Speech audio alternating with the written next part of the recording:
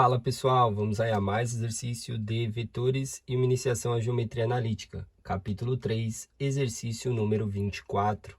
Vamos ao enunciado.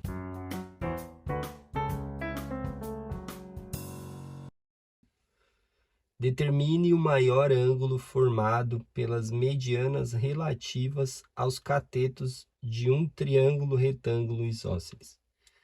Bom, o objetivo aí do exercício é determinar um ângulo, tá? Esse ângulo que a gente quer determinar é formado pelas medianas relativas aos catetos. Do que? De um triângulo retângulo isósceles. Então, vamos fazer a representação aí da nossa figura para a gente poder encontrar esse ângulo que devemos determinar. O que é um triângulo retângulo? Triângulo retângulo é o que possui um ângulo reto, né? 90 graus, ângulo reto, 90 graus. E isósceles, o que significa? Isósceles tem dois lados congruentes, ou seja, de medidas iguais. Então, eu vou fazer aqui uma medida, a outra medida aqui, igual, tá? Então, cateto, medidas iguais. E uma medida aqui oposta ao ângulo reto, que é a hipotenusa, né? Aqui a gente tem o ângulo reto, provando aí o nosso retângulo. Vou numerar os vértices do triângulo como A, B e C, tá? A gente vai precisar dele aí. Agora vamos voltar e falar sobre as medianas relativas aos catetos. Ele quer as medianas relativas aos catetos, tá? Por quê? O que é mediana relativa? É o segmento formado entre um vértice e a metade da medida oposta, só que ele só quer em relação aos catetos. Então, vou pegar aqui o cateto, né? Vou dividir aí na metade, pegar o vértice aqui, medida oposta, é o AB, oposta ao vértice C. Então, aqui eu tenho uma mediana relativa ao cateto. O outro cateto está aqui, o vértice oposto é o A. Aí pego lá a metade, né, do segmento oposto ao vértice, eu vou ter outra mediana relativa ao cateto, tá?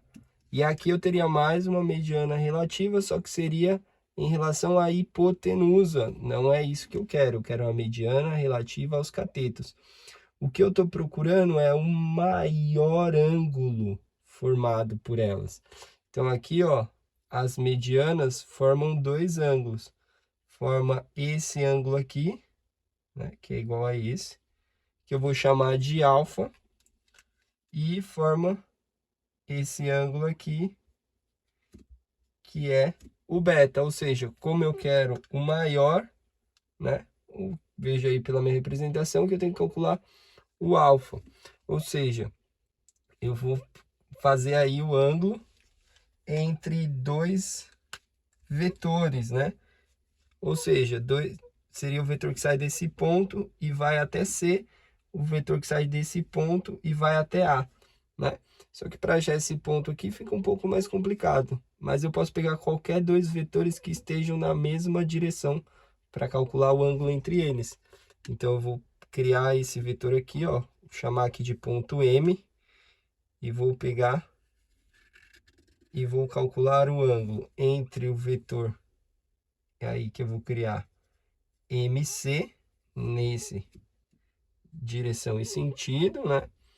E como eu quero o alfa, eu tenho que pegar outro vetor que esteja nesse sentido aqui, que vai desse ponto para lá. Então, eu vou pegar outro vetor aqui, que sai desse ponto e vai até A. chamar aqui esse ponto de N, e esse vetor aqui eu vou chamar de NA. Então, esse vetor alfa é o vetor formado pelo vetor NA e o vetor MC. E aí eu posso, como eu tenho, o único ângulo dado que eu tenho é esse ângulo reto, eu vou escrever o vetor NA e o vetor MC em funções desses dois vetores aqui, ó, tá? Que eu sei o ângulo entre eles em função do vetor BC, tá? E em função do vetor aqui BA. Então, o que eu quero encontrar? Alfa, né? Então, vou escrever cosseno alfa. Quem vai ser o cosseno alfa? Vai ser o produto escalar entre esses dois vetores. Então, MC escalar com NA dividido pelo módulo de MC vezes o módulo de NA, né? Então, agora vamos escrever, tentar reescrever aqui em função de um vetor só, né? De uma incógnita só para a gente poder achar o cosseno. Vamos, primeiramente, começar ali por escrever o vetor MC. Então, sai aqui de M e vai até C, né? Reescrevendo, eu vou escrever como vetor que sai daqui e vai até B. Então, eu sei que aqui é o ponto médio, né? Que é uma mediana. Então, metade do segmento BA, só que está do lado oposto. Então, eu vou falar que é menos metade, menos meio, né? Do vetor BA, né? Menos, porque está no sentido oposto do vetor BA, que foi o que eu nomeei aqui. E aí, depois do ponto B, eu vou até o ponto C, ou seja, mais o vetor BC. Então, eu escrevi aí o vetor MC em função de BA e de BC. Aí, agora eu vou escrever o vetor NA. O vetor NA é igual ao vetor que sai desse ponto e vem até o ponto B. Ele é metade do vetor que vai de B até C, né? Só que para o lado negativo do vetor BC. Então, negativo é menos meio do vetor que eu criei ali, BC. Mais o vetor que sai de B e vai até A, mais BA. Então, eu criei os vetores em função de BA e de BC, né? Eu reescrevi os vetores aí, né? NA e MC em função de BA e de BC. Agora, eu vou fazer o produto escalar entre eles. Então, vamos ter aí MC escalar com NA. Isso vai ser igual a fazer o produto escalar entre menos meio de BA com mais BC, escalar com menos meio de BC mais BA, né? Então, vamos ter aí, utilizando a propriedade do produto escalar, fazendo a distributiva, menos meio vezes menos meio, vai dar 1/4. 1/4 do produto escalar de BA com BC.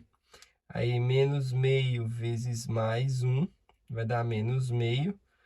BA escalar com BA, que dá o módulo de BA ao quadrado, né? O produto escalar entre dois vetores, do mesmo vetor, dá o módulo dele ao quadrado. Aí vamos ter aqui BC escalar com menos meio de BC, fica menos meio, mais com menos. BC vezes BC, escalar com BC, é o módulo de BC ao quadrado. E vamos ter aqui BC escalar com BA, né? Só que aqui a gente tem o ângulo, lembra do ângulo?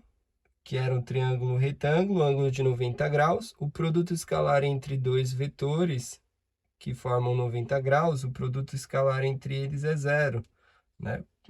Por quê? Porque o produto escalar entre dois vetores é o módulo de um vezes o módulo de outro vezes o cosseno do ângulo. O cosseno de 90 é zero. Então, o produto escalar entre os dois é zero.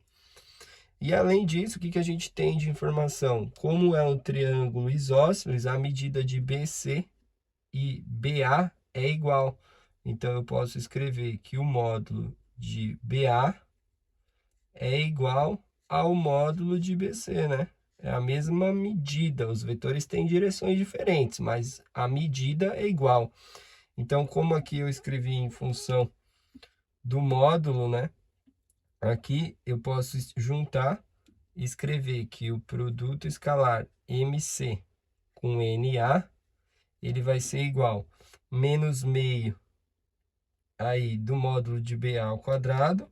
O módulo de BC é igual, né, ao módulo de BA, então vou deixar em função do módulo de BA, trocando BC por BA, menos meio com menos meio dá menos 1 inteiro. Então vai ficar menos o módulo de BA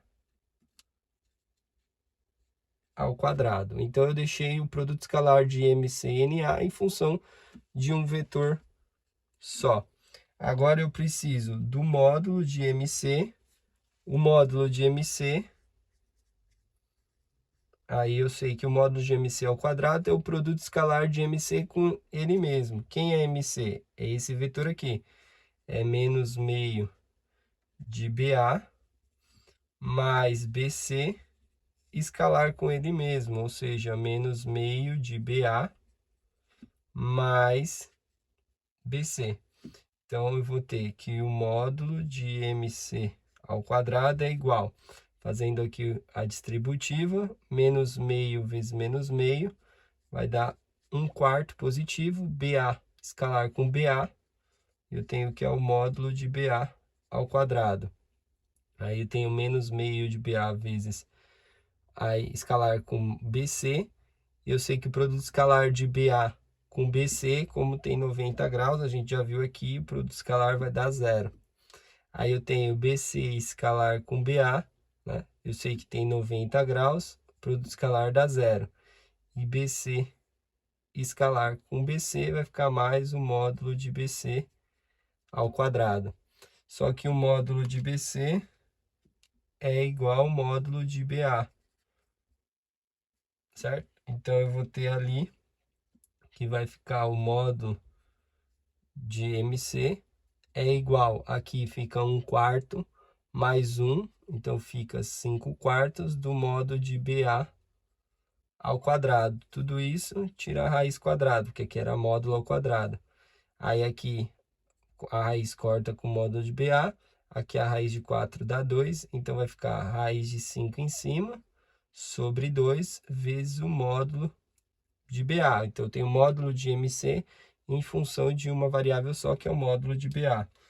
E preciso encontrar aí o módulo de NA, ou seja, vamos ter aí que o módulo de NA ao quadrado é igual ao produto escalar de NA com ele mesmo, ou seja, menos meio de BC mais BA, que é ele em função de BC, e BA escalar com ele mesmo, menos meio de BC mais BA.